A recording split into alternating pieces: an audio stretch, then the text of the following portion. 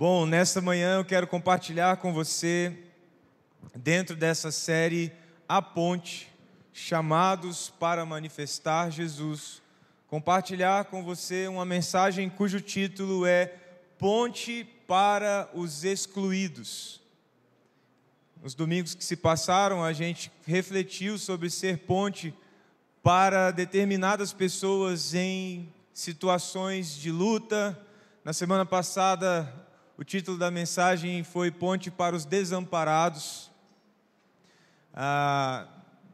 E hoje nós vamos falar sobre ponte para os excluídos. Para você que está chegando hoje, está nos visitando, nós estamos numa série chamada A Ponte, que tem como objetivo fortalecer na nossa comunidade um dos nossos pilares, que nós chamamos de cuidado.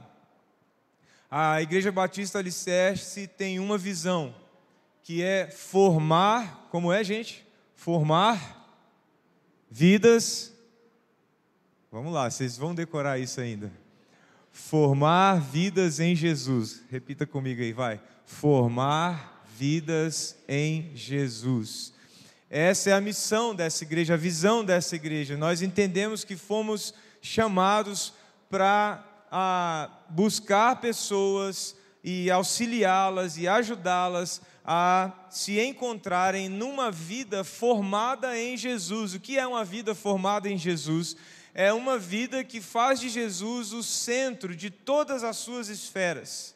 É entender que a nossa fé é centrada em Jesus, mas também nosso trabalho é centrado em Jesus, nossa família é centrada em Jesus, nossos planos de futuro devem ser centrados em Jesus. É entender que a verdadeira vida e a melhor vida a ser vivida é uma vida formada ao redor de Jesus, fazendo de Jesus o centro de tudo o que nós realizamos. E nós, Batista Alicerce, queremos ajudar as pessoas a formar a vida em Jesus através de 4 pilares. Aí eu acho que vocês vão falar, vai, me ajuda aí, vai. O primeiro pilar é palavra. O segundo, a adoração. O terceiro, comunhão. E o quarto, cuidado. Que bom, vocês estão pegando.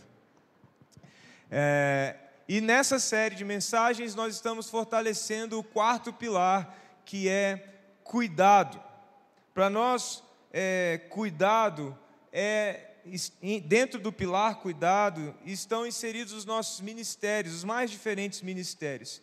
E a percepção de que em cada ministério, na diversidade dos ministérios, nós temos um objetivo comum. Qual é o objetivo comum? Amar as pessoas para que elas sejam transformadas por Jesus. Convidá-las com os nossos gestos, com as nossas palavras, com a nossa intenção, cada pessoa iniciar essa jornada de formar sua vida em Jesus. Em qualquer área, nós queremos servir para que Jesus seja conhecido, para que pessoas sejam transformadas pela graça, presença e pelo Evangelho de Jesus Cristo. Seja servindo no estacionamento, seja pregando aqui, o que nós queremos é ver vidas transformadas e entrando por essa jornada de formar suas vidas em Jesus. Nessa série nós estamos focados nesse pilar, cuidado. E para nós, cuidado é manifestar o ministério de Jesus. Abra sua Bíblia aí em 2 Coríntios capítulo 5, para você ler comigo o texto bíblico, que é base para toda a série. Eu tenho dito que esse texto é como uma lâmpada, uma lanterna, através da qual nós iluminamos o tema do dia, o tema que nós vamos abordar no domingo, o texto que nós vamos abordar no domingo. Então esse texto não é a exposição desse domingo, mas esse texto é o que trouxe luz a tudo que temos falado durante o mês de setembro. E diz assim, 2 Coríntios capítulo 5, 17 a 20. Acompanhe na sua Bíblia, se você estiver com ela. Se você não tiver uma Bíblia, vai aparecer no telão aí. Portanto, se alguém está em Cristo, é uma nova criação.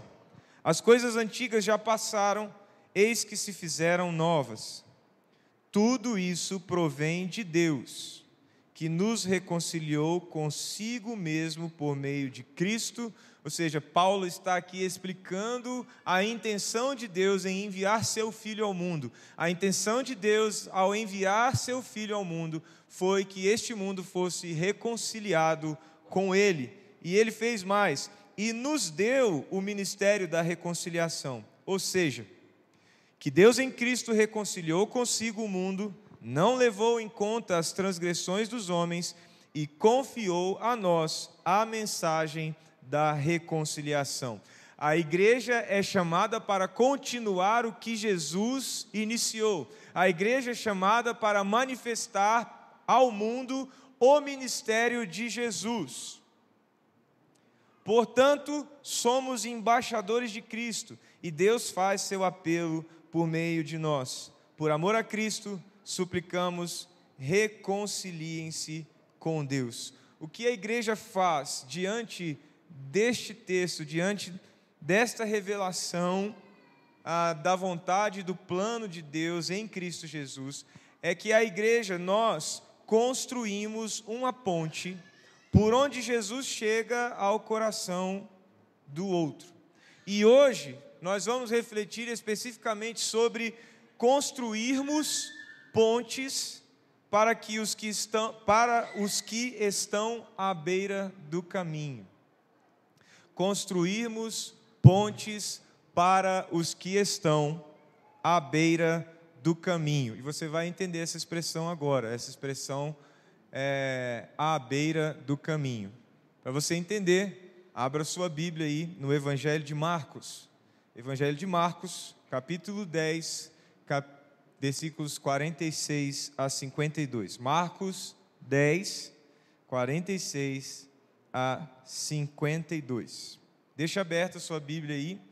Nós vamos entrar na narrativa de um momento do ministério de Jesus, em que Jesus foi interceptado por um cego que nós conhecemos pelo nome, apesar do nome deste cego ser por alguns teólogos e comentaristas bíblicos mais um apelido do que um nome.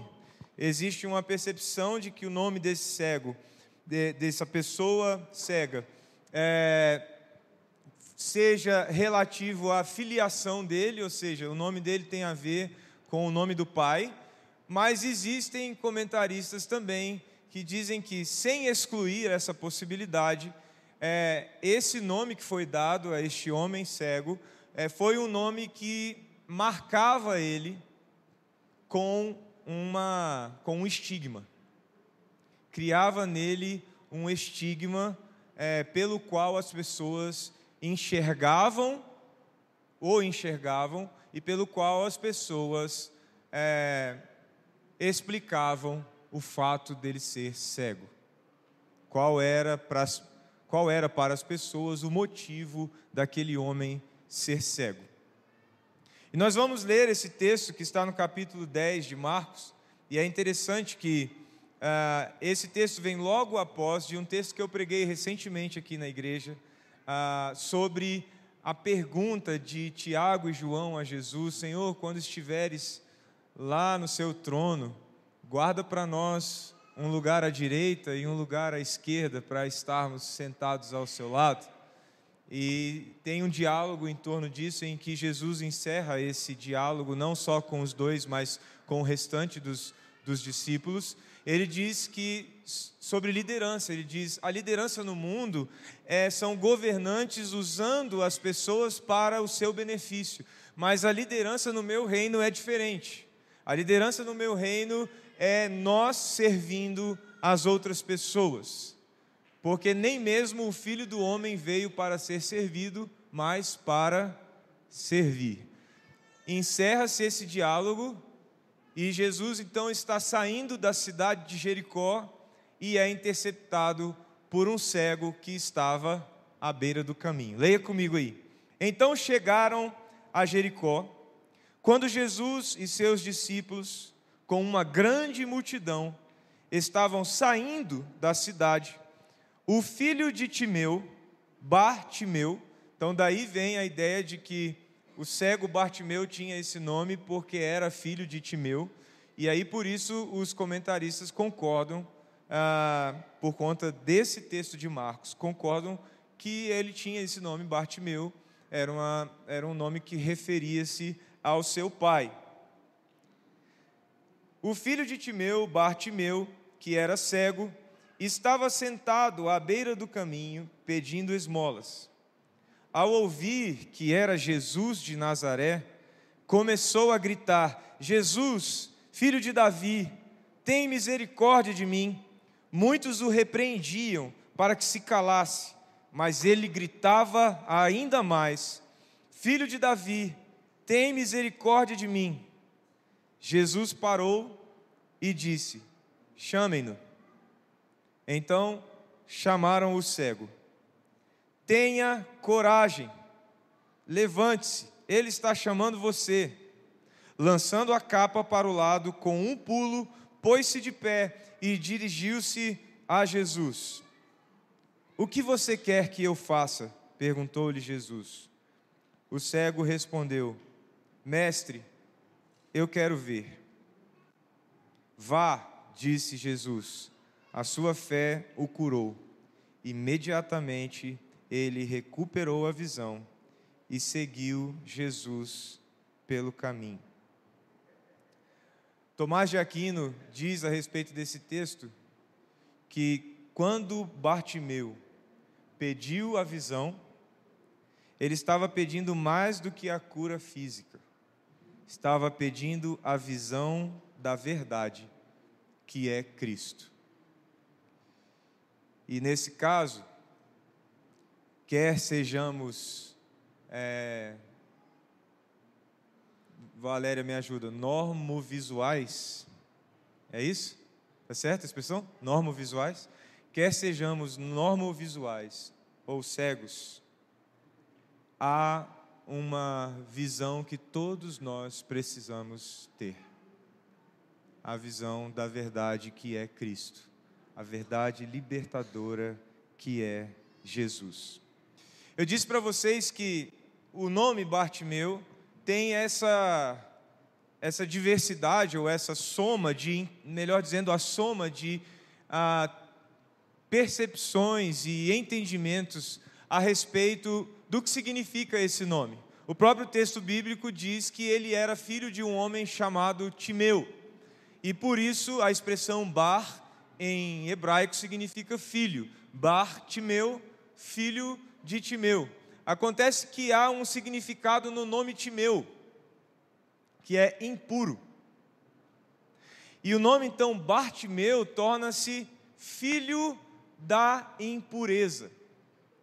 E naquele tempo havia um entendimento a respeito das pessoas com deficiência. O entendimento de que a deficiência representava alguma coisa ruim que aquela pessoa havia cometido ou que os pais dela teriam cometido. E como resultado dessas ações reprováveis, aquela pessoa então chegou àquela condição de vida, cego, paralítico, endemoniado.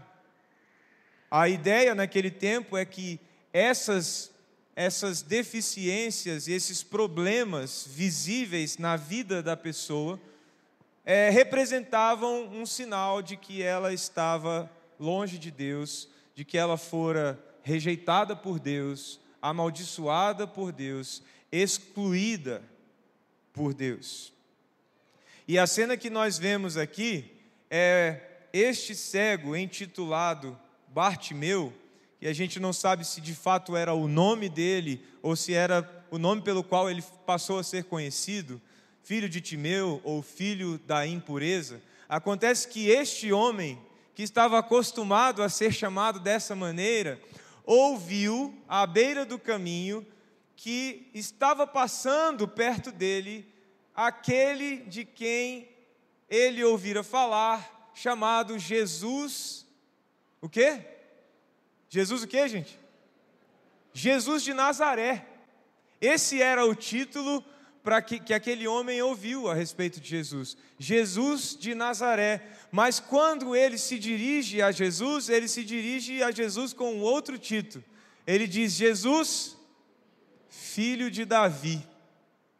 O termo Jesus de Nazaré apontava somente para a natureza de Jesus, a origem geográfica, onde ele havia sido criado e de onde ele saiu para manifestar o seu ministério. Mas o título Jesus, filho de Davi, não referia-se à origem geográfica de Jesus. Referia-se à origem messiânica de Jesus. Quando esse título é dado a Jesus Cristo, este homem cego está dizendo: eu sei, Jesus de Nazaré, que o Senhor não é só um homem que veio de um lugar. Eu sei que o Senhor é aquele que foi prometido para me salvar. A declaração Jesus, filho de Davi, não é somente um grito, mas é um ato de adoração e de reconhecimento, dizendo: eu sei que o Senhor não é apenas um homem que veio de um lugar, o Senhor é o meu Salvador. E aí nós somos colocados, ó o vento me ajudando, ó. E aí nós somos colocados em uma cena muito interessante, de dois homens intitulados. Um intitulado como filho da impureza, o outro intitulado como filho de Davi. Jesus, filho de Davi, diante de Bartimeu, filho da impureza. E veja o contexto cultural e social dessa cena. Desde a antiguidade, a sociedade tem uma inclinação a rotular, a estigmatizar as pessoas com algum tipo de deficiência. Por muito tempo, era resultado principalmente de uma ignorância mesmo, de uma falta de desenvolvimento científico, conhecimento médico. Então, as pessoas tinham a tendência a explicar a deficiência como algo de origem espiritual. Explicar a deficiência como um tipo de maldição ou um tipo de retribuição por algo muito ruim que a pessoa ou seus familiares haviam cometido. Então, por muito tempo, as pessoas com deficiência sofreram um estigma chamado estigma religioso. Foram consideradas, o homem como este cego ou como um paralítico era visto por alguém e esse alguém dizia: lá vai o amaldiçoado, lá está o pecador, lá está o endemoniado. Esse foi o entendimento durante centenas de anos, centenas e centenas de anos. A visão sobre as pessoas com deficiência foi uma visão de que elas são pessoas excluídas da graça de Deus, da bondade de Deus, do cuidado de Deus. O tempo foi passando e, apesar da ciência avançar, a percepção da sociedade sobre as pessoas com deficiência não avançou proporcionalmente. E aí a gente passou para uma época em que o estigma deixou de ser tão religioso, apesar de ainda existirem insanidades, inclusive ditas de púlpito, sobre pessoas com deficiência, como sendo pessoas amaldiçoadas, endemoniadas, com espíritos ruins. Ainda existe gente que fala isso, até hoje. Mas, com o passar do tempo, o desenvolvimento da ciência, da medicina, foi dando ao senso comum uma percepção de que aquilo não era de origem espiritual, de que aquilo tinha uma outra origem, um outro fator motivacional, ou motivador para aquilo existir, para aquilo surgir na vida de alguém. E aí a ciência desenvolveu-se, a medicina desenvolveu-se, mas a concepção da sociedade a respeito das pessoas com deficiência não se desenvolveu na mesma proporção. E aí entramos numa época do estigma dos estereótipos. no tempo em que as pessoas olham para alguém com deficiência e diz, ô retardado.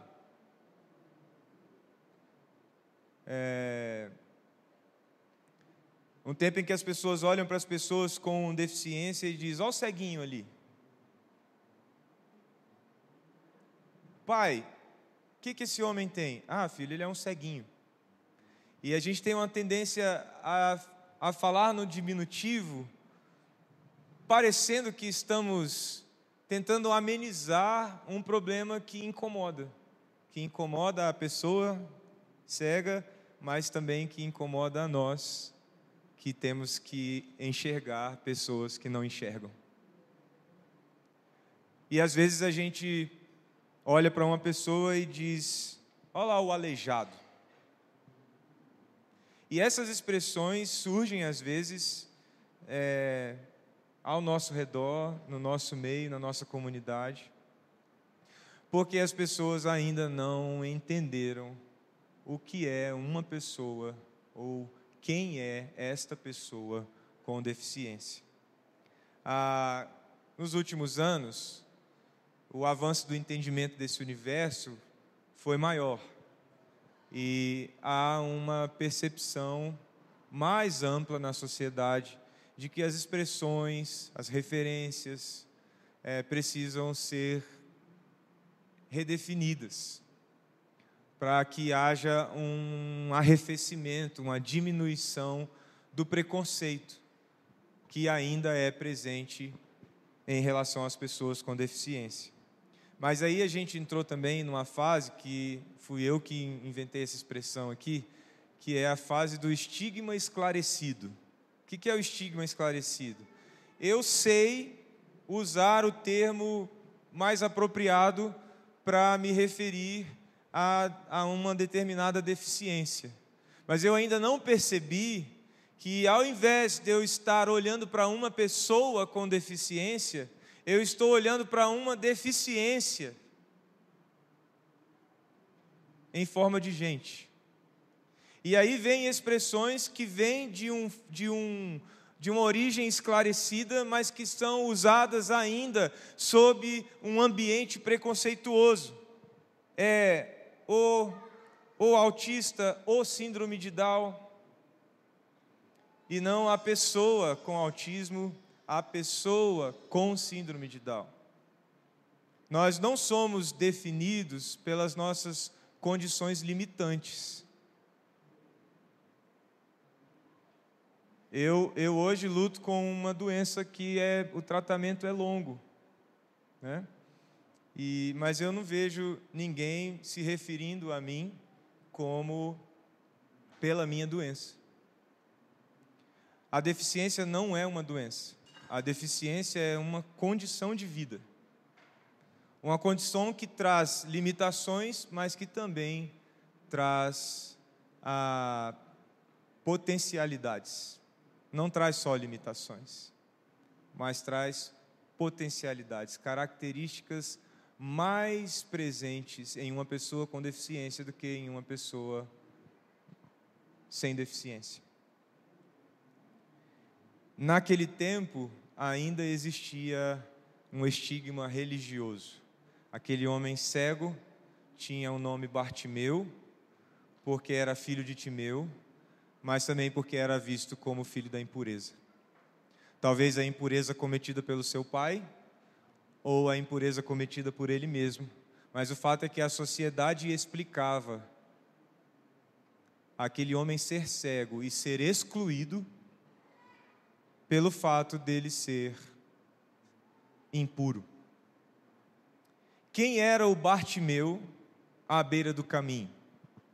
Bartimeu, à beira do caminho, era um homem impedido de fazer parte da sociedade, impedido de ter sua voz ouvida no meio da sua comunidade, impedido de entrar em lugares onde pessoas sem nenhuma deficiência podiam entrar, impedido em vários aspectos.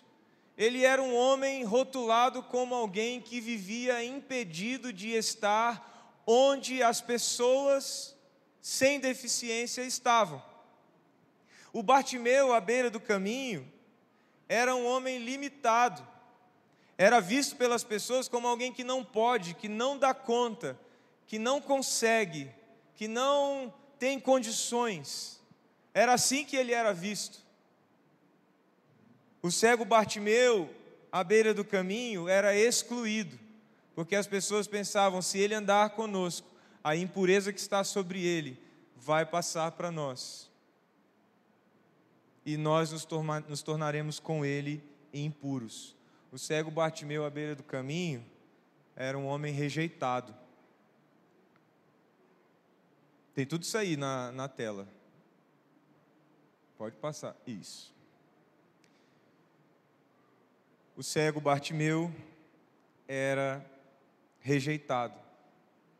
Ele não era aceito porque as pessoas não queriam que ele estivesse no meio delas. E sabe de uma coisa? A cultura atual, mais esclarecida, ela não permite que as pessoas ajam abertamente, autoritariamente, como o fizeram aqui nesse texto, reclamaram com ele, mandando que ele se calasse. As pessoas hoje, por conta da cultura já um pouco mais, o senso comum um pouco mais esclarecido, as pessoas não agem de maneira aberta e autoritária, impedindo as pessoas com deficiência de estarem, de fazerem parte, de se envolverem, de servirem, de participarem. Mas persiste em nós, na nossa sociedade, essa percepção ainda estigmatizada. Persiste entre nós ainda uma rotulação preconceituosa. As pessoas com deficiência ainda enfrentam empecilhos, ainda enfrentam limitações impostas a elas, ainda enfrentam uma exclusão velada, fingida. A gente finge que não exclui, quando na verdade é o que nós fazemos. As pessoas com deficiência ainda enfrentam uma rejeição disfarçada de aceitação. Até hoje existem Bartimeus em nosso meio, que estão impedidos, limitados, excluídos e rejeitados. Mas nós precisamos mudar essa história, amém? Você se levantou hoje no início dessa palavra dizendo: eu quero aprender e eu quero me comprometer a crescer nisso, a entender o que Jesus fez. Os séculos de estigmas sobre os cegos, como pessoas amaldiçoadas, impuras, pecadoras, não calaram Bartimeu. O texto diz que as pessoas disseram para ele: cale-se, você não pode se pronunciar nessa situação, você é um excluído, você é um rejeitado, você é um impedido, você é um limitado, você não pode fazer parte deste grupo, você não pode se achegar a Jesus Cristo, porque você é alguém que não merece. A rejeição, a reclamação e a ordem de silêncio sobre aquele homem não foram o bastante para que ele se calasse.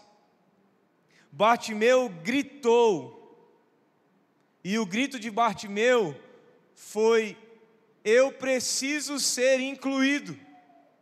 Esse foi o grito de Bartimeu. Sim, Bartimeu gritou: eu quero ser incluído, eu quero ser aceito. Existem em nosso meio pessoas que estão gritando isso, pessoas que não têm voz audível, mas eles estão gritando, dizendo: me incluam, me façam parte de vocês, eu preciso me sentir parte de vocês. E veja, olhe para o texto junto comigo, para você não achar que eu estou inventando história, dizendo que Bartimeu gritou: eu preciso ser incluído. Bartimeu era cego, certo? ele viu Jesus, ele percebeu, não viu, né? Ele percebeu Jesus passando. E ele ouviu que era Jesus de Nazaré. Então ele gritou: Jesus, filho de Davi, cure a minha cegueira. Foi isso que ele gritou? O que ele gritou? Tem misericórdia de mim. O primeiro movimento de Bartimeu não foi o pedido por sua cura. O primeiro grito de Bartimeu foi: eu reconheço que o Senhor é a presença misericordiosa de Deus na terra. Eu sei, Jesus de Nazaré, que o Senhor veio para anunciar que existe um Deus que me ama, que não se esqueceu de mim, que não me excluiu, que não me rejeitou, que não me deixou à beira do caminho. Eu sei quem o Senhor é a salvação, o Filho de Davi, o Senhor é o prometido. Esse detalhe, essa percepção tem muita importância para a reflexão que nós estamos fazendo hoje. Antes de dizer: mestre, eu quero ver, o cego Bartimeu clamou por atenção. Ele pediu para ser ouvido.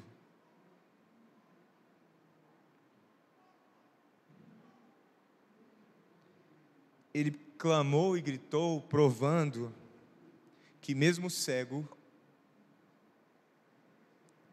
ele enxergava quem era aquele que estava diante dele. Bartimeu deu seu grito por inclusão. Ele disse: tem misericórdia de mim. A palavra usada por ele é uma palavra grega que vem de uma expressão que eu vou colocar ali no telão. A palavra usada por ele é eleos. A palavra eleos significa compaixão que leva a uma ação. Eleos não é sentir pena. Eleos não é ter dó. Jesus não teve pena. Jesus não teve dó. E Bartimeu não pediu que Jesus sentisse pena dele. O que Bartimeu pediu foi: Jesus, faça algo por mim. Faça algo a respeito dessa minha vida que é à beira do caminho. Eu não quero mais viver à beira do caminho. Faz alguma coisa. As pessoas com deficiência, elas não esperam por nossa pena. Elas esperam por nossas ações, movidas pela compaixão. Elas esperam ver em nós o que Bartimeu viu em Cristo. Eleos. Envolver-se e dizer: eu quero te ouvir, eu quero trazer você para perto. O texto diz que as pessoas repreenderam Bartimeu, tentando impedi-lo de se aproximar, mas Jesus disse: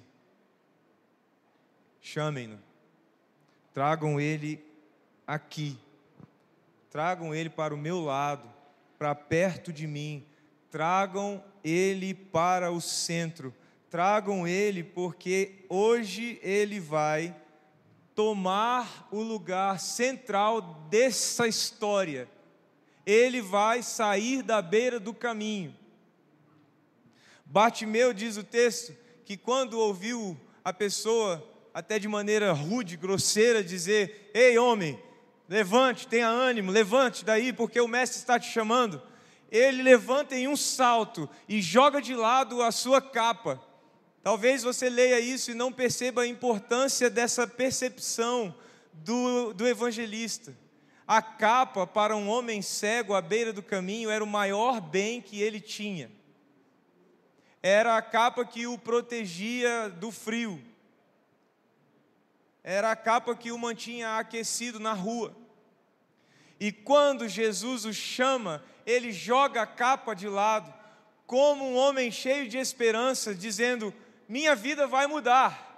Eu nem sei o que ele vai falar comigo, mas minha vida vai mudar. Não importa mais aquilo que eu tenho de mais valioso, eu deixo de lado e eu vou ao encontro dele, porque se ele me chamou, minha vida vai mudar. Bartimeu não sabia o que Jesus falaria com ele. Bartimeu queria ser curado, mas ele não sabia se era isso que ele ia receber como oportunidade para mudar sua vida.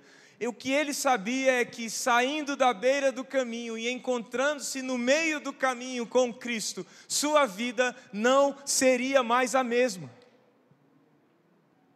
E ele foi.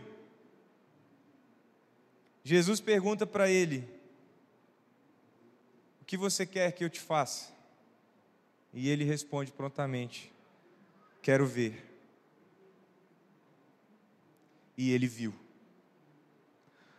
O texto diz então, não só que ele foi curado e viu, mas veja comigo o último verso, 52. O final do verso diz assim: imediatamente ele recuperou a visão, e o que aconteceu? Seguiu Jesus, onde? Pelo caminho. Leia o que está escrito no primeiro verso, 46. No final do primeiro verso. Bartimeu, que era cego, estava sentado onde? À beira do caminho. E depois que ele encontrou-se com Jesus, onde ele estava? No caminho. Ele saiu da beira do caminho e passou a caminhar com Jesus pelo caminho.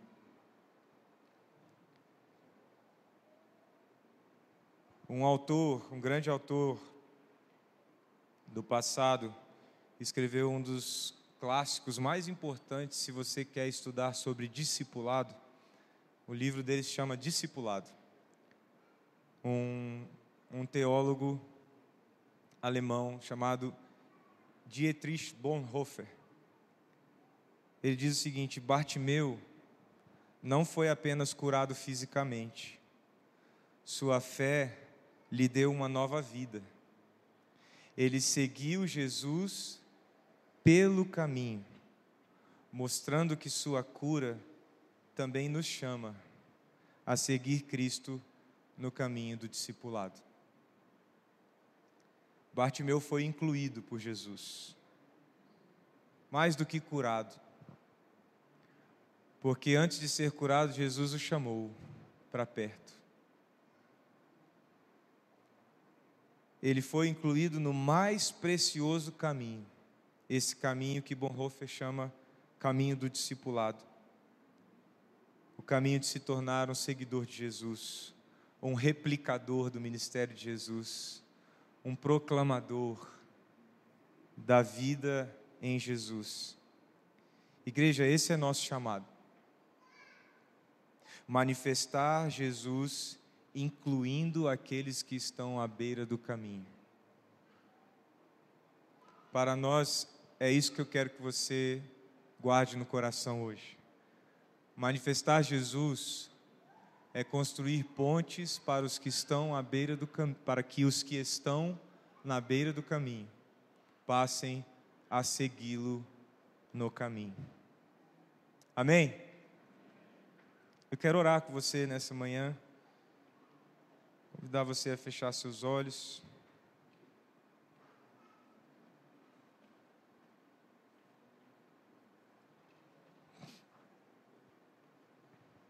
Apresentar seu coração a Jesus. Senhor, nós temos o nosso coração contrito, Pai.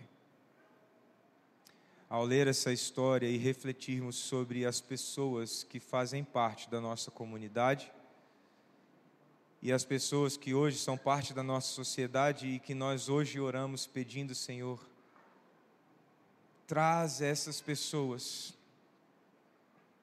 para que sejam parte de nós. Nós as desejamos, Senhor. Nós entendemos o seu chamado para nós. E nós queremos esta igreja formada por uma comunidade, Deus, repleta de pessoas que estavam à beira do caminho, mas que passaram a se encontrar no caminho com Jesus Cristo. Nós queremos ser pontes, Senhor Deus, nós queremos construir pontes para essas pessoas. Sejam pessoas com síndrome de Down, sejam pessoas com autismo, sejam pessoas surdas, pessoas cegas, pessoas com paralisia cerebral, pessoas sindrômicas, cadeirantes, pessoas em cadeiras de rodas.